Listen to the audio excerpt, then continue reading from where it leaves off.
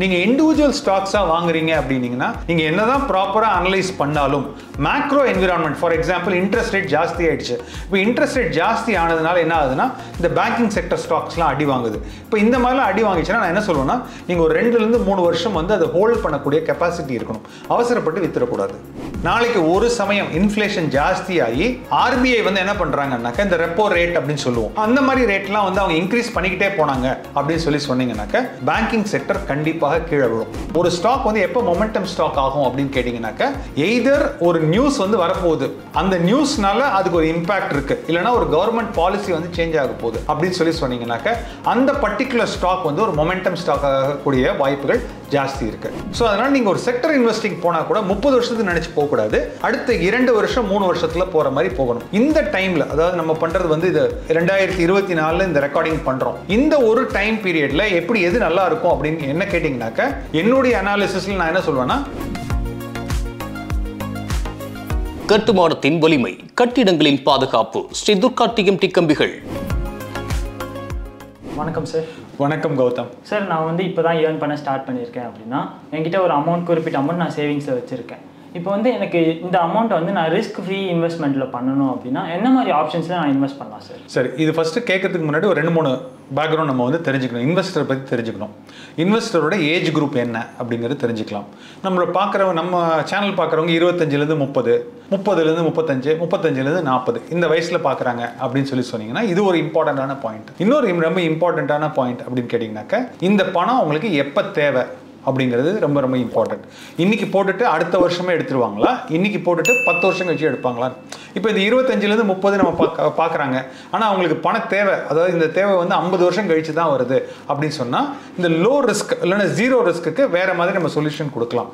ஜென்ரலாக வந்து என்ன பண்ணுவாங்கன்னா அவங்களோட கேபிட்டல் கீழே போனாலே வந்து எல்லாருமே வந்து ஐயோ நம்ம போட்டிருக்க 1 லட்ச ரூபாயோ 10 லட்ச ரூபாயோ கீழே போனாலே எல்லாராலையும் அதை வந்து டைஜஸ்ட் பண்ணிக்க முடியாது நிறைய பேரால். ஸோ இவங்களுக்கு என்னென்ன சாய்ஸஸ் இருக்குது அப்படின்னு சொன்னீங்கன்னாக்கா ஜென்ரலாக வந்து என்ன சொல்லுவோம்னா கவர்மெண்ட் ரிலேட்டட் இன்வெஸ்ட்மெண்ட்ஸ் பண்ணாக்க கம்ப்ளீட்டாக no risk at all. Government related schemes என்ன அப்படின்னு கேட்டிங்கனாக்கா அதில் ஸ்டேட் பேங்க் ஆஃப் இந்தியா கூட நீங்கள் ஆட் பண்ணிக்கலாம். ஏன்னா அது வந்து பப்ளிக் செக்டர் பேங்க். ஸோ நீங்கள் பப்ளிக் செக்டர் பேங்க்கில் போய் போடலாம். ஜென்ரலாக மக்கள் எல்லாரும் எங்கே போடுறாங்க அப்படின்னு கேட்டிங்கன்னா ஃபிக்ஸட் டெபாசிட்டில் போடுறாங்க. ஏன்னா சேவிங்ஸ் பேங்க்கில் போட்டால் 4%, ஃபிக்ஸட் டெபாசிட்டில் போட்டால் 6.5%. இதே ஒரு சீனியர் சிட்டிசன் போடுறாருன்னா அவருக்கு ஒரு 6% கூட வரும், 7%, 7.5% வரும். இதில் என்ன ப்ராப்ளம் அப்படின்னு சொன்னீங்கன்னா 2 ப்ராப்ளம் தான். ஒன்று வந்து என்ன ப்ராப்ளம் அப்படின்னு கேட்டிங்கன்னா நான் எந்த டேக்ஸ் பிராக்கெட்டில் இருக்கேன் பார்க்கணும். இப்போ நம்ம நேயர்கள்லாம் வந்து 0% டாக்ஸ் பிராக்கெட்ல இருக்காங்க, அதாவது 7 லட்சத்துக்கு கீழே தான் வருஷ வருமானம், இந்த இன்ட்ரெஸ்ட் இன்கமையும் சேர்த்து 7 லட்சத்துக்கு கீழே தான் வருமானம்னா ஃபிக்ஸட் டெபாசிட்ல வர 7% அப்படியே வந்துடும். பட் இல்லை எனக்கு வந்து ஒரு 15 லட்சம் எனக்கு வருமானம், நான் ஒரு ஐடியில் ஒர்க் பண்ணுறேன், எனக்கு 15 லட்சம் வருமானம் அப்படின்னா இப்போ அவர் ஏற்கனவே 30% டாக்ஸ் பிராக்கெட்ல இருப்பார். இப்போ வரக்கூடிய 7% இன்ட்ரெஸ்ட் இருக்கு பார்த்தீங்களா இந்த ஃபிக்ஸட் டெபாசிட்லேருந்து, அதில் ஒவ்வொரு ரூபாய்க்கும் அவர் 30% டாக்ஸ் கட்டணும். ஸோ அவருக்கு 7% வருதுன்னு சொன்னீங்கன்னா 30%ங்கிறது 2.1% அவர் கட்டிடணும். ஸோ இது ஒரு பெரிய டிராபேக். ரெண்டாவது ரொம்ப ரொம்ப இம்பார்ட்டன்டான டிராபேக்னு பார்த்தீங்கன்னாக்க இன்ஃப்ளேஷன் அப்படின்னு சொல்லுவோம். இப்போ இந்த லோ ரிஸ்க் இன்வெஸ்ட்மெண்ட் நீங்கள் அவர் எங்கெங்கெல்லாம் இன்வெஸ்ட் பண்ணுறாரோ அது என்ன பண்ணுன்னா அது இன்ஃப்ளேஷன் அது பீட் பண்ணுறதுங்கிறது ரொம்ப கஷ்டம் ஜென்ரலாகவே. அதனால தான் நாங்கள் என்ன சொல்லுவோம்னா 1 வருஷம் 2 வருஷம் 3 வருஷமாக இருந்ததுன்னா இந்த மாதிரி இன்வெஸ்ட் பண்ணுங்க. அப்போ ரொம்ப இந்த super ultra rich high rich ரொம்ப பெரிய பணக்காரங்க அவங்கெல்லாம் எப்படி பண்ணுறாங்க அப்படின்னு கேட்டிங்கனாக்க அவங்க வந்து இந்த பிபிஎஃப்னு சொல்கிறோம், அதாவது அவங்ககிட்ட ஏற்கனவே கோடி கணக்கில் பணம் இருக்கும், ஆனால் இதில் 1.5 லட்சம் தான் போடலாம். பட் இருந்தாலும் அந்த 1.5 லட்சத்தை போடுவாங்க. ஏன் அப்படின்னு கேட்டிங்கன்னா 7.1% நான் டாக்ஸபிள், 7.1% நான் டாக்ஸபிள் வேணும்னாக்கா அதாவது ஒரு 5 வருஷம் 10 வருஷம் முடிஞ்சிடுச்சு அப்படின்னா எப்போ வேணாலும் எடுத்துக்கலாம். ஸோ லோ ரிஸ்க் அப்படின்னு சொன்னாலே ஜென்ரலாக ஃபிக்ஸட் டெபாசிட்டில் போடுறது தான் எல்லாரும் மக்கள்லாம் விரும்புவாங்க. சார், இப்போ எனக்கு இந்த லோ ரிஸ்க் இன்வெஸ்ட்மெண்ட் பண்ணுறதுல வந்து ப்ராஃபிட் வந்து ரொம்ப கம்மியாக கிடைக்குது. ஸோ எனக்கு வந்து நான் கொஞ்சம் ரிஸ்க் எடுப்பேன், ஆனால் வந்து அதுக்கேற்ற மாதிரி ப்ராஃபிட்டும் கிடைக்கணும் அப்படின்னா நான் என்ன மாதிரி இன்வெஸ்ட்மெண்ட்ஸ் பண்ணலாம்? இப்போ ரெண்டாவது என்ன கேட்குறீங்கன்னா நான் வந்து இப்போ சேவிங்ஸ் முதல்ல சொன்னது எல்லாமே சேவிங்ஸ். இப்போ நீங்கள் புதுசாக ஒரு கான்செப்ட் கொண்டு வரீங்க, investment return, low risk investment return வரணும் அப்படின்னு. ஒன்ஸ் அகேன் நான் வந்து என்ன சொல்றேன்னா, உங்களுக்கு ஒரு லாங் டேர்மில் பார்க்குறீங்க, அதாவது ஒரு 10 வருஷம் ஒரு 15 வருஷத்தில் பார்க்குறீங்க அப்படின்னு சொன்னீங்கன்னா இண்டெக்ஸ் ஃபண்டுன்னு சொல்லுவோம். அந்த இண்டெக்ஸ் ஃபண்ட்லேயே நிறைய விதமான இண்டெக்ஸ் ஃபண்ட் இருக்கு. அந்த இண்டெக்ஸ் ஃபண்டில் நான் வந்து ஜென்ரலாக என்ன சொல்லுவேன்னா, mid cap index fund 101 to 250, 101லேருந்து 250க்குள்ளே இருக்கிற இண்டெக்ஸ் ஃபண்டில் நீங்களாக இன்வெஸ்ட் பண்ணீங்கன்னா, அதாவது ஒரு அட்வைசரோ ஒரு ஒரு ஃபினான்ஷியல் எக்ஸ்பர்ட்டோ இல்லைனா ஒரு சர்டிஃபைட் ஃபினான்ஷியல் பிளானரோ இல்லைனா ஒரு ஆர்ஐஏன்னு சொல்லுவோம், ரெஜிஸ்டர்ட் இன்வெஸ்ட்மெண்ட் அட்வைசர், இவங்க யாருமே இல்லாமல் நீங்களே இன்வெஸ்ட் பண்ணணும் அப்படின்னு சொன்னீங்கன்னாக்க ஒரு மாதிரி ஒரு லோ ரிஸ்க் ஒரு investment return for a long period of time வரணும். அதாவது 15 வருஷத்துக்கு கழிச்சு நான் எடுக்க போகிறேன் அப்படின்னு சொன்னால் இந்த இண்டெக்ஸ் ஃபண்ட் வந்து கொஞ்சம் பெட்டராக இருக்கும். சார் இப்போ வந்து எனக்கு வந்து ஏஜ் ரொம்ப சின்னதாக இருக்குது, நான் வந்து ஒரு 30 years இன்வெஸ்ட் பண்ண போகிறேன் என்னோட ரிட்டைர்மெண்ட்டை பிளான் பண்ணி அப்படின்னா நான் வந்து ரிஸ்க் அதிகமாக எடுக்கலாம். இப்போது வந்து நான் ரிஸ்க் அதிகமாக எடுக்க முடியும். ஸோ அதனால் நான் ரிஸ்க் எடுக்க போகிறேன் அப்படின்னா நான் என்ன மாதிரி செக்டார்ஸில் இன்வெஸ்ட் பண்ணி என்ன மாதிரி இன்வெஸ்ட்மெண்ட் பண்ணால் எனக்கு ரிஸ்க் அதிகமாக இருக்கணும், அதே சமயம் ப்ராஃபிட்டும் அதிகமாக இருக்கணும்? கண்டிப்பாக. இப்போ என்ன அப்படின்னு கேட்டிங்கன்னா ஒரு அருமையான கேள்வி. இது ஏன் அருமையான கேள்வி அப்படின்னு சொன்னீங்கன்னாக்க உங்களுக்கு ஒரு தெளிவு இருக்குது, ஒரு புரிதல் இருக்குது. என்ன புரிதல் இருக்குது? அதாவது வந்து நான் வந்து செக்டர் பேஸ்ட் இன்வெஸ்ட் பண்ணால் எனக்கு ரிட்டர்ன்ஸ் ஜாஸ்தியாக வரும் அப்படிங்கிற ஒரு புரிதல் இருக்குது. ரெண்டாவது, மார்க்கெட் கீழே போனாலும் நான் கவலைப்பட மாட்டேன், ஏன்னா எனக்கு வந்து இது 20 வருஷம் கழிச்சு தான் வரணும், 30 வருஷம் கழிச்சு தான் வரணும். ஸோ இந்த மாதிரி ஒரு புரிதலோடு இருந்ததுன்னா இதுக்கு நான் ஒரு சொல்யூஷன் சொல்கிறேன். என்ன சொல்யூஷன் சொல்கிறேன்னா, இந்தியாவில் பார்த்தீங்கன்னா கிட்டத்தட்ட ஒரு 15லேருந்து 16 செக்டர் வந்து என்எஸ்சியே கிரியேட் பண்ணியிருக்காங்க. நேஷனல் ஸ்டாக் எக்ஸ்சேஞ்சே வந்து வேரியஸ் செக்டர்ஸ் மாதிரி கிரியேட் பண்ணி அதுக்கு ஒரு இண்டெக்ஸ் போட்டு வச்சிருக்காங்க. அந்த இண்டெக்ஸ்ன்னு பார்த்தீங்கன்னா இப்போ பேங்கிங் அப்படின்னா அதுக்குன்னு ஒரு இண்டெக்ஸ், ஃபார்மா அப்படின்னா ஃபார்மாக்குன்னு ஒரு இண்டெக்ஸ், ஐடி அப்படின்னா என்எஸ்சி ஐடி இண்டெக்ஸ்ன்னு சொல்லி வேரியஸ் செக்டர்ஸ் வந்து போட்டு வச்சிருக்காங்க. இப்போ நீங்கள் செக்டரல் இன்வெஸ்டிங் பண்ணணும்னு சொல்லி முடிவு பண்ணிட்டீங்க அப்படின்னா இந்த ஒரு செக்டரில் நீங்கள் ஜாயின் பண்ணிங்கன்னா அப்படியே அடுத்த 30 வருஷமும் அதே செக்டரில் உங்களால் இருக்க முடியாது. ஏன்னு கேட்டிங்கன்னா ஒரு எக்ஸாம்பிள் சொல்கிறேன். இப்போ 2020 அப்படின்னு எடுத்திங்கன்னா ஃபார்மா, அந்த ஃபார்மா செக்டர் பார்த்தீங்கன்னா இந்த கோவிட் வந்ததுக்கப்புறம் ஒரு 2 வருஷத்தில் நல்லா பீக்கில் போச்சு. ஆனால் அதுக்கப்புறம் 2 தடவை அந்த வேக்சினேஷன் 1 அண்ட் வேக்சினேஷன் 2, அதாவது செகண்ட் பூஸ்டர் டோஸ் வந்ததுக்கப்புறம் என்ன ஆச்சுன்னா அந்த ஃபார்மா செக்டர் வந்து அப்படியே கொஞ்சம் மந்த நிலைமையில் இருக்குது. ஸோ அதனால் நீங்கள் ஒரு செக்டர் இன்வெஸ்டிங் போனால் கூட 30 வருஷத்துக்கு நினச்சி போகக்கூடாது, அடுத்த 2 வருஷம் 3 வருஷத்தில் போகிற மாதிரி போகணும். இந்த டைமில், அதாவது நம்ம பண்ணுறது வந்து இது 2024 இந்த ரெக்கார்டிங் பண்ணுறோம், இந்த ஒரு டைம் பீரியடில் எப்படி எது நல்லா இருக்கும் அப்படின்னு என்ன கேட்டிங்கனாக்க என்னுடைய அனாலிசிஸில் நான் என்ன சொல்வேன்னா, banking and financial services sector ஒரு லாங் டேர்ம், அதாவது லாங் டேர்ம்னா ஒரு 5 வருஷத்துக்கு இடப்பட்ட காலத்தில் அது நல்லா பண்ணக்கூடிய ஒரு வாய்ப்பு ஜாஸ்தியாக இருக்குது. ஏன் அப்படின்னு கேட்டிங்கன்னா, அடுத்த கேள்வி ஏன் அப்படின்னு கேட்டிங்கனாக்கா, இப்போ புதுசாக வரப்போகிற கவர்மெண்ட், அது எந்த கவர்மெண்ட் வேணால் இருக்கலாம், எந்த கவர்மெண்ட் வந்தாலும் இன்ஃப்ராஸ்ட்ரக்சர் ரிலேட்டட் ப்ராஜெக்ட்ஸை நிறைய வந்து பில்ட் பண்ணுறதுக்காக, ரோடாக இருக்கட்டும், ரயிலாக இருக்கட்டும், ஷிப்பிங்காக இருக்கட்டும். இப்போ ஏர்போர்ட்ஸ்லாம் பார்த்தீங்கன்னா கடந்த 10 வருஷத்தில் முன்னாடி 70 ஏர்போர்ட் இருந்ததுன்னா இப்போ 140 ஏர்போர்ட் இருக்குது. இப்போ இண்டிகோ மாதிரி உள்ள ஏர்லைன்ஸ்லாம் பார்த்தீங்கன்னா அவங்க 200-250 ஏர்கிராஃப்ட் வந்து புது ஏர்கிராஃப்ட் வந்து ஆர்டர் பண்ண போகிறாங்க. ஸோ இந்த மாதிரிலாம் இருக்கும்போது இது ஒவ்வொரு கேபிட்டல் இன்வெஸ்ட்மெண்ட்டுக்கும் பண தேவை. இந்த பண தேவை அப்படின்னு சொன்னீங்கன்னா கண்டிப்பாக பேங்க்கில் போய் எல்லாமே வந்து எல்லா ஆண்டர்பிரனரும் பணம் அடித்து வீட்டில் வச்சுருக்கிறது இல்லை, எல்லாருமே போயிட்டு என்ன பண்ணுவாங்கன்னா பேங்கிங் நீட்ஸ் தான் யூஸ் பண்ணுவாங்க. ஸோ அடுத்த ஒரு 5 வருஷத்துக்கு பார்த்தீங்கன்னாக்க இந்த ஒரு செக்டர், அதாவது பேங்கிங் செக்டரும் சரி, ஒரு இன்ஃப்ராஸ்ட்ரக்சர் செக்டரும் சரி, அடுத்த ஒரு 5 இயர்ஸ்க்கு நல்லா இருக்கக்கூடிய இது இருக்குது, ரிஸ்க்கு ஏற்ற மாதிரி ஒரு ரிட்டர்னும் கிடைக்கும். சார் இப்போ ஃபினான்ஸ் செக்டார் சொன்னீங்க. இப்போ ஃபினான்ஸ் செக்டாரில் இன்னொரு ப்ராப்ளம் என்னென்னா, மார்க்கெட் ஏறும்போது ஃபினான்ஸ் செக்டாரும் ஏறும், அதே மார்க்கெட் இறங்குனா அதே சுச்சுவேஷனில் ஃபினான்ஸ் செக்டாரும் இறங்கும். ஸோ அந்த சுச்சுவேஷன்ஸில் நான் என்ன மாதிரி இன்வெஸ்ட் பண்ணலாம்? சார் அதாவது வந்து இப்போ இந்த பேங்கிங் செக்டர் பொறுத்தளவுக்கு ஒரே ஒரு ப்ராப்ளம் இருக்குது. என்ன ப்ராப்ளம் இருக்குது அப்படின்னு சொன்னீங்கன்னா இன்ட்ரெஸ்ட் ரேட்டுன்னு சொல்லுவோம். இப்போ வந்து நான் வந்து இன்ட்ரெஸ்ட் ரேட் ஏற ஏற ஏற பேங்கிங் செக்டருடைய பர்ஃபார்மன்ஸ் வந்து கொஞ்சம் கம்மி ஆகிக்கிட்டே இருக்கும். ஏன்னாக்க இப்போ ஒரு ஃபிக்ஸட் டெபாசிட் வராருன்னு வச்சுக்கோ, ஒரு ஃபிக்ஸட் டெபாசிட் போடுற ஒரு இன்வெஸ்டர் வராரு, இன்னைக்கு இன்ஃப்ளேஷன் வந்து ஒரு 7% இருக்குது, ஃபிக்ஸட் டெபாசிட்டும் ஒரு 6.25% இருக்குது. அப்போ என்ன ஆயிடுதுன்னா வர்ற பணத்தை நான் அவர்கிட்ட கொடுத்துட்றேன். அதே மாதிரி நான் லெண்டிங் கொடுக்கும்போது, அதாவது நான் கடன் கொடுக்கும்போது என்னோட லெண்டிங் புக்கு வந்து என்ன ஆகும்னா ஒரு 9% போகுதுன்னு வச்சுக்கோங்க. ஹோம் லோன் வந்து ஒரு 9% கொடுக்குறேன்.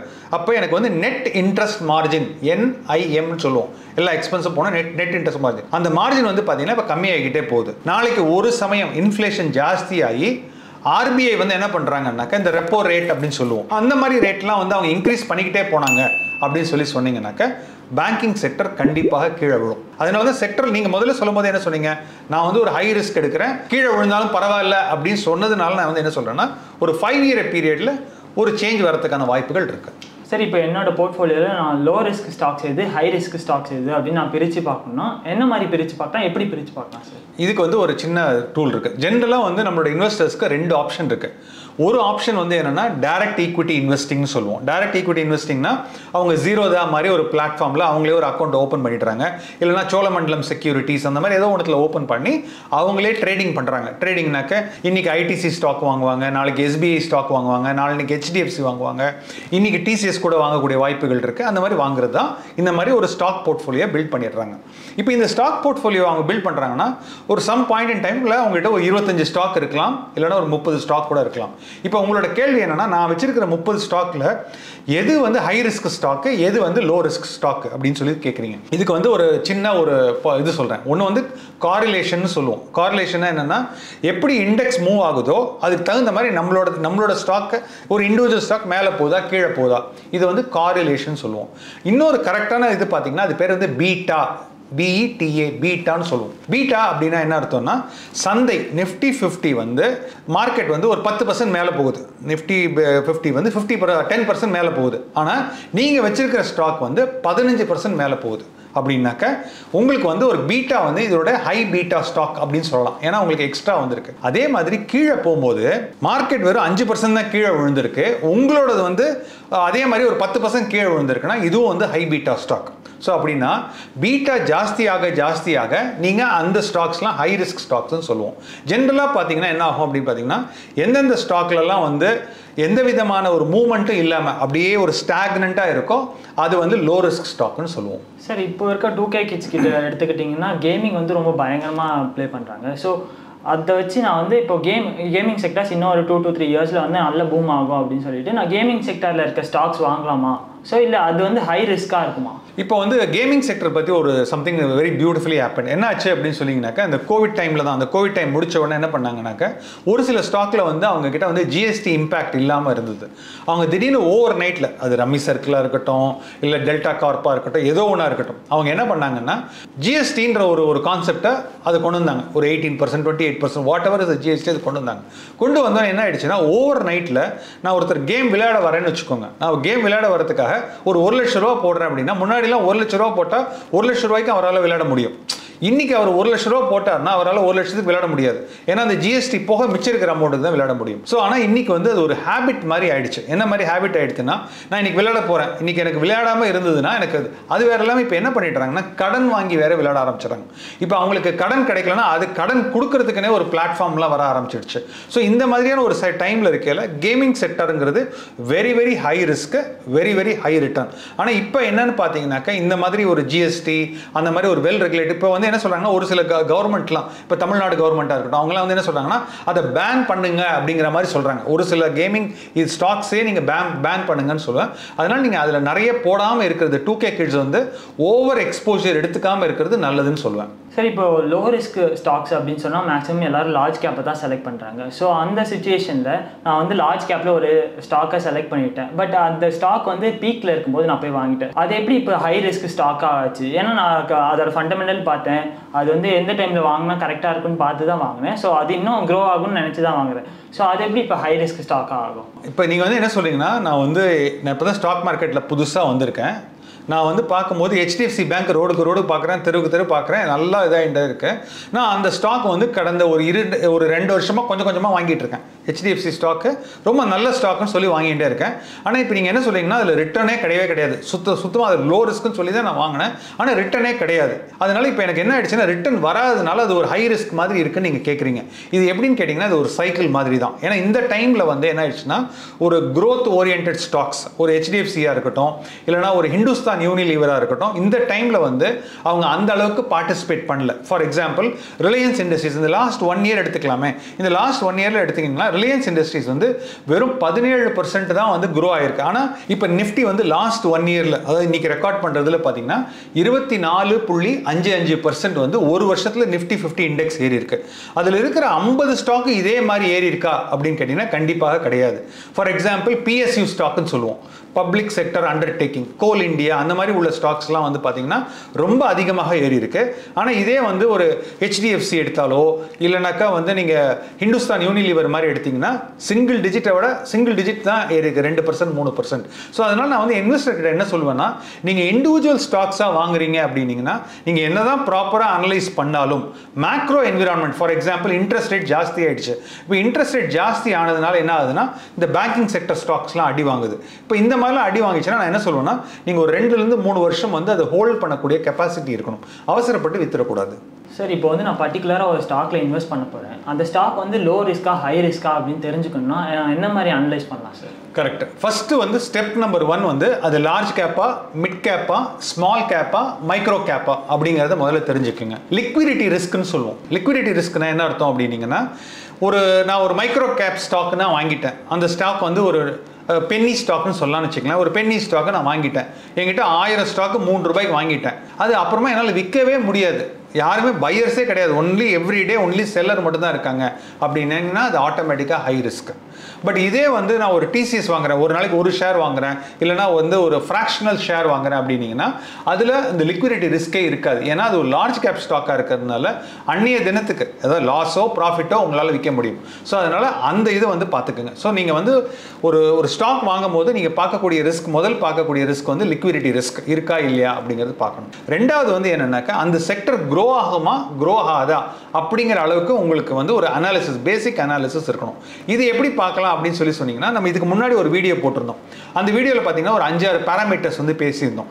அதாவது top line growth, bottom line growth, return on equity, return on capital employed, dead equity ratio, இந்த மாதிரி ஏர்னிங்ஸ் பர் ஷேர், இந்த மாதிரி ஒரு ஐட்டம்ஸ்லாம் வந்து நம்ம சொல்லியிருந்தோம். இதை நீங்கள் வந்து கண்டிப்பாக அந்த ஃபண்டமெண்டல் அனாலிசிஸ் பார்க்கணும். அதுக்கு மூணாவது அப்புறம் நீங்கள் என்ன பண்ணணும்னா ஒரு மொமெண்டம் ஸ்டாக்னு சொல்லுவேன். எந்த ஒரு மொமெண்டம் ஸ்டாக்குமே வந்து ஹை ரிஸ்க் ஹை ரிவார்ட். கீழே விழுந்தாலும் டக்குன்னு போயிடும், மேலே போனாலும் மேலே போயிடும். இந்த மொமெண்டம் ஸ்டாக், ஒரு ஸ்டாக் வந்து எப்போ மொமெண்டம் ஸ்டாக் ஆகும் அப்படின்னு கேட்டிங்கனாக்கா, எய்தர் ஒரு நியூஸ் வந்து வரப்போகுது, அந்த நியூஸ்னால அதுக்கு ஒரு இம்பாக்ட் இருக்குது, இல்லைனா ஒரு கவர்மெண்ட் பாலிசி வந்து சேஞ்ச் ஆக போகுது அப்படின்னு சொன்னீங்கன்னாக்க அந்த பர்டிகுலர் ஸ்டாக் வந்து ஒரு மொமெண்டம் ஸ்டாக் ஆகக்கூடிய வாய்ப்புகள் ஜாஸ்தி இருக்குது. ஸோ அதனால் நான் ஒரு இன்வெஸ்டராக இருந்தீங்கன்னாக்கா நீங்கள் ஜெனரலாக ஃபண்டமெண்டல்ஸ் நிறைய பாருங்கள்.